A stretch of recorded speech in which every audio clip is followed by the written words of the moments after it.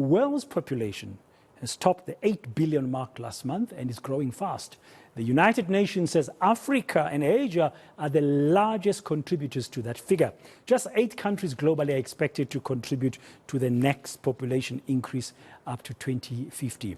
And these are the Democratic Republic of Congo, Egypt, Ethiopia, India, Nigeria, Pakistan, the Philippines, and Tanzania. That makes it 5 of them are African countries out of those 8. Let's discuss now this growth in Africa with Dr. Bannet Ndyanabangi from the United Nations Population Fund. Good afternoon, Doc, and welcome to today here on eNCA. Thank you very much for your time, Bannet.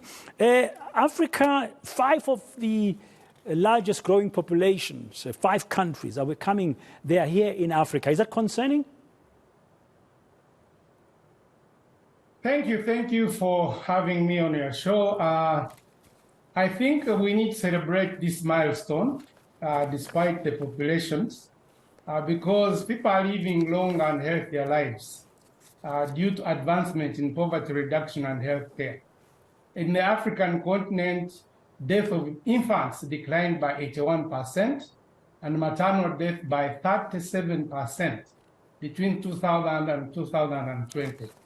So really we are celebrating because if you look at the progress that has been made, it's incredible. So let's not focus on numbers. Let's look at the advancements in healthcare and reductions in poverty, which has enabled humanity to reach this scale.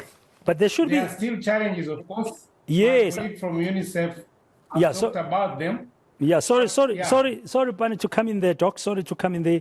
You are right. There's a room for celebration, but there's also room for concerns because rapid population growth will put pressure on resources, and because we're not seeing much economic growth, and the levels of poverty might in fact increase.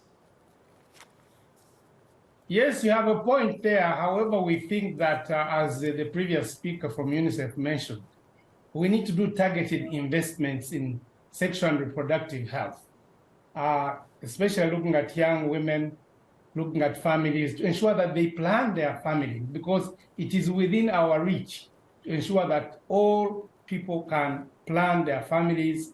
South Africa, as a case in point, the total fertility rate is now at 2.3.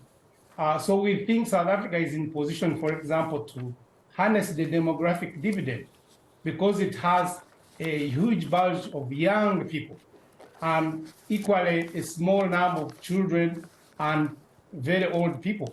So we think that there is need to invest in this population, to invest in education, in health, look at gender equality, access to decent work, and we can then overcome, because really we've come a long way, we've made progress, there are still challenges, but if we have targeted investment, targeted policy actions, we are on the right track to improve the quality of life of all humanity. What about is notwithstanding? Yeah, I understand that developing countries are lagging behind the developed world in terms of life expectancy. What is Africa's picture looking like in terms of life expectancy? Well, in terms of life expectancy, actually, we have also done well. We had a challenge because life expectancy dipped due to HIV/AIDS, but with increased access to treatment, it has gone up again to the 60s and 70s in most of the countries.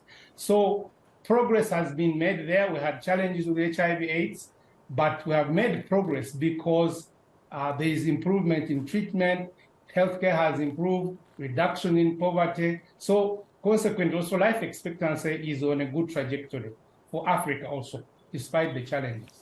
Yeah, I just want to get your view, Doc, about some quarters calling for fertility control and in terms of reducing fertility, and that if we achieve the SDGs, the Sustainable Development Goals, that will contribute positively to reducing fertility levels and then slowing the global population growth. What is your view?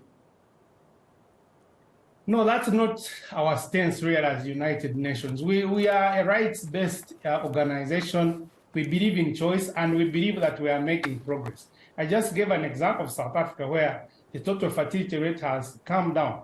So we think really the emphasis should be on rights, on choices, on ensuring that women have access to sexual and reproductive health, they have access to contraception, and can plan their families, because we are looking at quality. We are not saying we just force people to, to reduce fertility, and we are on the right trajectory. So that's not the approach that we think is correct. We think that people have to have choices, they have rights, and our task is to ensure that they have access to quality sexual and reproductive health services, and then I think we will do very well. Okay, as we conclude, Doc, and if you may very briefly, what then should governments on our continent focus on in terms of what you've called the demographic dividend?